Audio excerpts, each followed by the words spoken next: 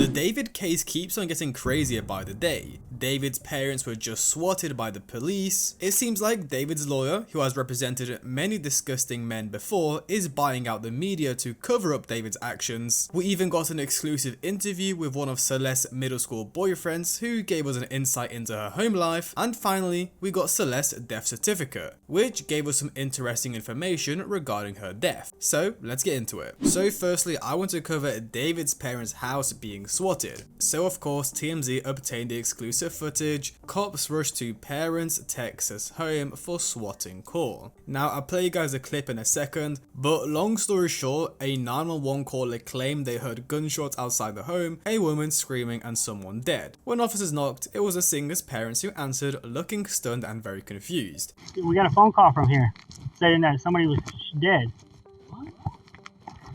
Is there somebody else that lives on this property that has your address? What's your address? We got an address. There was a gunshot and a woman scream. What? I'm serious. That's why we came up here like this, because and then they talked to the caller. Whoever they were talking to said that there's a person dead. No, sir. No, sir. Sorry to bother you, but somebody called and said there was something. I mean, there was a person that where they called on themselves. You know what I mean? It was like, hey, there's somebody dead. Someone's dead. That's why we gotta take caution. You know what I mean? And this is not a Texas. Yeah, it's an out-of-state number.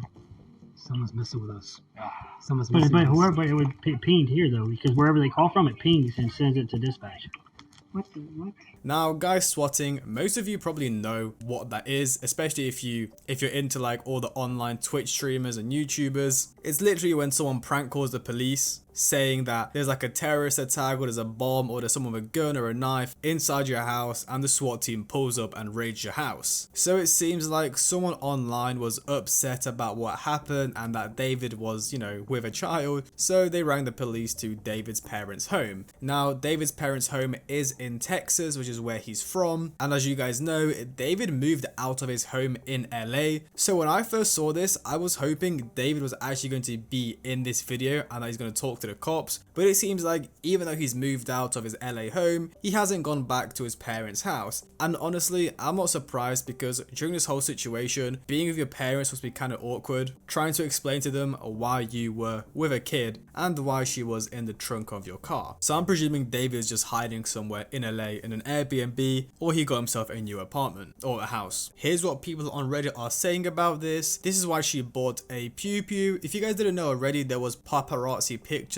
of David's mum, I think, leaving a store with an AR-15 manual. So I'm presuming, you know, she bought a weapon for self-defense, because I wouldn't be surprised if like some crazy fans or just some crazy people start turning up to her house, especially after David's alleged crime. I imagine them sitting around the dinner table like, if only we didn't homeschool this MFer. I was homeschooled. This is actually distasteful and hurtful, to be honest. Now, this is the thing. I said in one of my videos that David being homeschooled may have been the reason that he turned out like this. And then people in the comments were like, well, I was homeschooled. Yeah, well, I didn't say every single person who is homeschooled is going to turn out to be a murderer, pedo. Like, relax. I think people take stuff a little bit too literally. It's just that, you know, not every single homeschooled person is a weirdo. It's just that him being homeschooled may have contributed to him turning out like this. You're wildin', lol, come on, man. I feel sorry for his siblings, especially his sister, as I think she's the youngest of the family. How as a parent do you explain SWAT showing up because your oldest child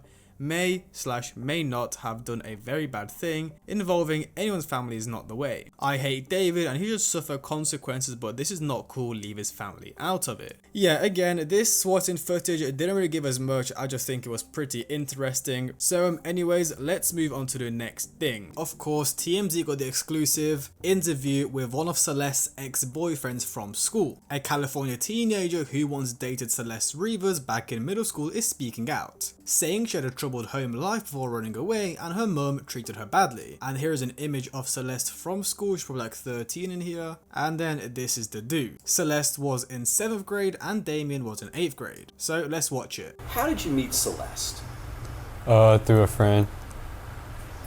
Tell me how that whole relationship started.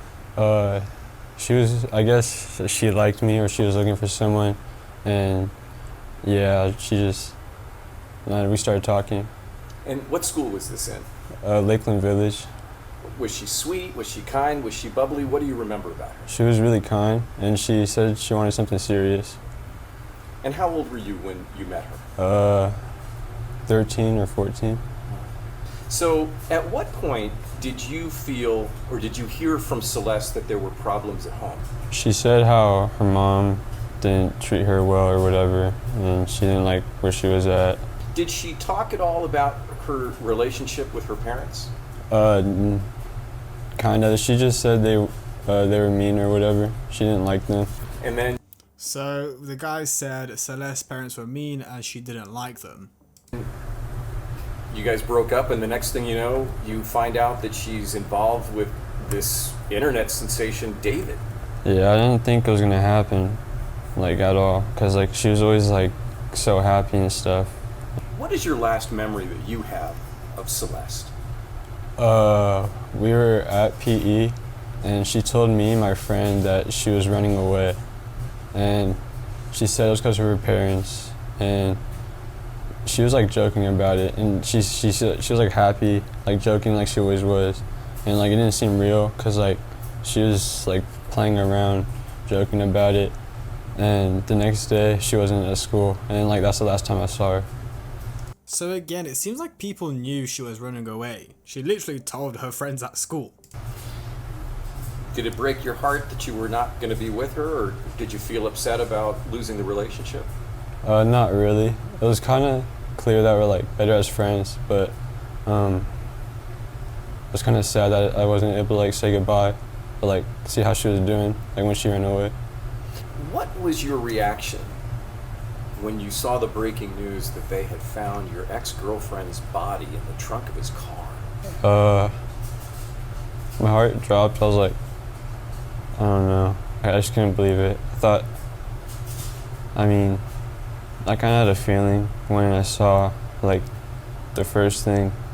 I was like, what if it is her? But I just like brushed it off. But when I saw it really was her, I was like, damn, I really knew. So let me just make sure I'm understanding this correctly. You had seen the news out of Los Angeles that a body was found in his car. Yeah. And you immediately had a sinister thought about Celeste? Yeah, because one of my friends told me. Were you at home with your mom when they identified Celeste and you saw it all over the news? Can you remember that moment for us? Yeah, I was on the way to school, and then like she just like showed me, and like I took a picture of it and I sent it to one of my friends, and he's like, yeah, I saw it too, it's crazy. And I just couldn't believe it. So this has been the talk of the school? Yeah. Just the fact it was someone that my son was so close to at one time, and how everything happened, it's kind of scary. It's really close to home. And if it could happen to her, it could happen to anyone. And everyone just needs to be very careful on social media. What about you? What do you think about at night when this kind of flashes through your mind? I just think like if someone actually like did something, like when she said she was gonna run away, because I feel like no one cared. I mean, he's not wrong. It doesn't seem like people really cared about her or anything that she did. I'll be honest, a lot of people complained online on like Reddit and Twitter that this interview didn't really give us much. It basically confirmed what we already knew. She was a runaway, she hated her parents, hated her home life, and in general, seems like no one cared. Yeah, here people on Reddit are saying they asked zero good questions. This is weird as hell, which honestly it kind of is. Like that dude's like 50 and they're probably paid him money for that as well. TMZ has definitely been bought by David's PR. I don't know what this has to do to figuring out what happened to her. Now we'll get onto that in just a second. What are these questions and why does the interviewer sound so enthusiastic? Lol, the guy being interviewed is making me lose brain cells. It seems like a nice guy though. Yeah, he was talking slow as hell, and I mean to be fair, he is like 15, probably nervous as hell, because he knows this is going to be plastered all over the internet. But now let's move on to the whole cover up thing, because I think this is where it gets really interesting. What you should know about David's crisis lawyer, Blair Burke. As reported, David has retained attorney Blair Burke to represent him. Burke is a prominent Hollywood defense attorney known for taking on high profile clients in the midst of a crisis, especially men accused of misconduct ranging from sexual assault to domestic violence. Burke's list of clients has included Harvey Weinstein, Ed Westwick, Johnny Depp, Marilyn Manson, Sylvester Stallone, Mel Gibson, and Armie Hammer. Now, I'll be honest guys, I don't know many people from this list. I know Johnny Depp and I know about the crazy trial he had, but I don't know much about it. However, I do know Marilyn Manson and I know he has some hefty accusations to do with women, and I'm presuming the rest of these guys do too. Burke's reputation as a high-profile attorney is part of her role as a Hollywood fixer, a lawyer sought out during moments of intense public scrutiny or prior to, in order to coordinate both the legal strategy and the accompanying public relations response. Burke is linked to TMZ. She's been described as Harvey Levin's, who is the owner of TMZ, that's the guy that you see in all the clips, good friend and vacation buddy. Levin is the founder of TMZ. Yep, this connection is noteworthy because of TMZ's recent coverage of the case, particularly stories that highlighted Celeste's alleged use of fake IDs, framing questions about whether she misled David or was a promiscuous teenager. Just today, TMZ published a video showing Celeste arguing with her neighbors. Now that was something I was going to bring up myself. Don't you guys think it's weird that recently the media has swayed in David's favor? I've seen a bunch of TikToks saying, oh, David is innocent, David was framed. Then TMZ are publishing articles saying,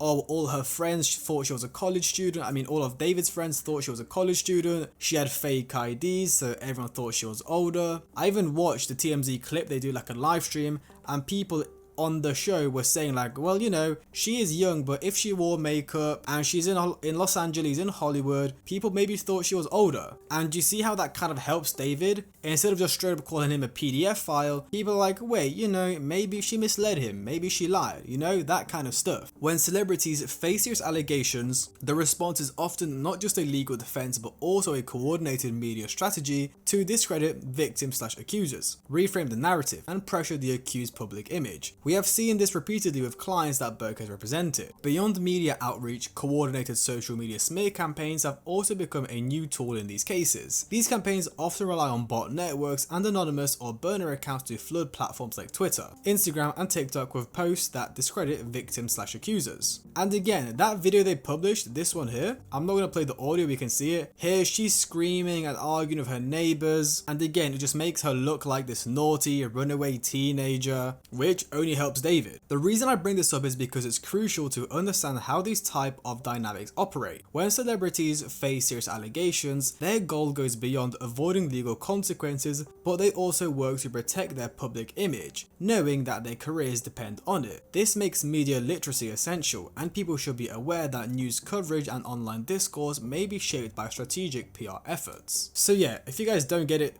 yet, basically, the media is being bought out right now to make Celeste look bad and make David look less bad. Celeste, this naughty runaway teenager, she had fake IDs. People thought she was older. Maybe she misled David. Maybe David didn't even kill her. Maybe she OD'd and somebody else hid the body. You know, guys, David was on tour. He didn't do it. Holy, you hit the nail right on the head with this post. Good luck getting the media-eating masses to realize and be aware of the powers of a Harvard curriculum, flipping the script on the most creepy men in Hollywood. Quite literally an us versus them case if I've ever seen one. This one about TMZ. I have seen TMZ suddenly start to put a spin on things before, so it doesn't surprise me at all. But most people are gullible and will fall for it, or be gaslit into doubting their instincts. There is so much corruption in media, the justice system, and law enforcement. And here's another post where they break down each one of Blair's cases, Blair Burke, which is David's lawyer. They break down each one of their cases and how she helped their client. So Harvey Weinstein's accusations.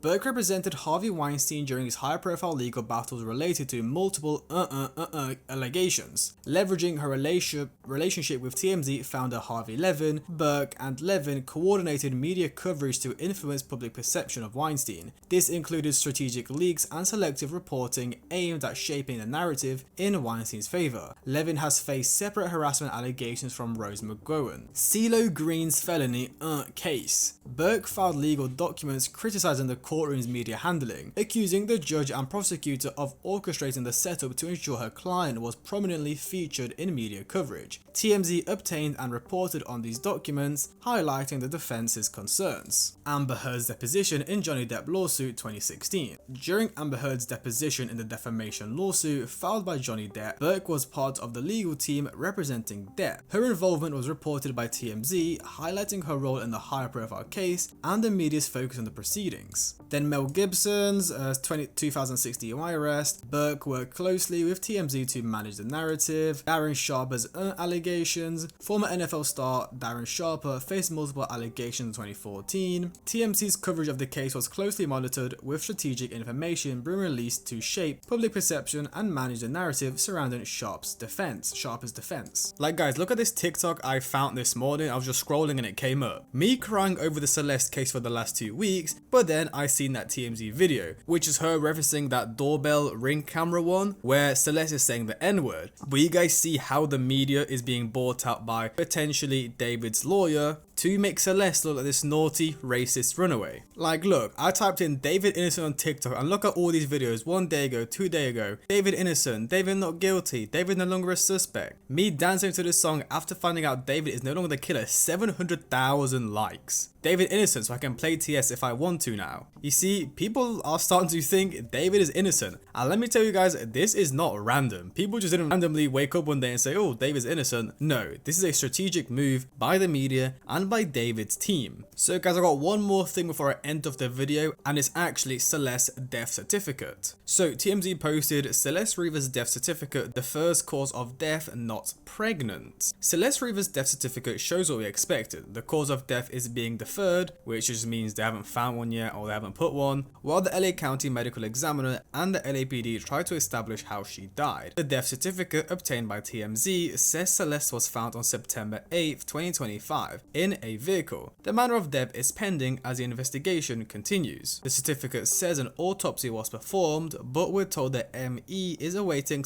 toxicology results, which can take like 2 to 3 months, even in high-profile cases. According to the certificate, Celeste was not pregnant, nor had she been in the last year. Now, this was a popular theory online that, you know, Celeste was pregnant and David had to kill her. We didn't have to, but he killed her because if everyone found out he's having a kid with a kid, yeah, that would ruin his career and ruin his life. So apparently he murdered her to hide the fact he was with this young girl and also having a child with her. But it seems like this death certificate proved that she was not pregnant. And that's about all the new news we have. Again, nothing crazy, just more random pieces of information that don't really give us much and are just kind of keeping us entertained. Not really entertained, that's the wrong word to use for this case, but more like satisfied or content whilst we wait for the actual big news like David arrest or cause of death found or some new clues, new evidence. I definitely do think it's weird how, you know, this whole narrative has flipped and David is now innocent and people are back to enjoying his music, when just last week everyone was calling him a, you know, a child lover. And funnily enough, if you guys haven't realized yet, his music has been removed from Spotify and YouTube. Don't get excited because they re-uploaded it, but they removed features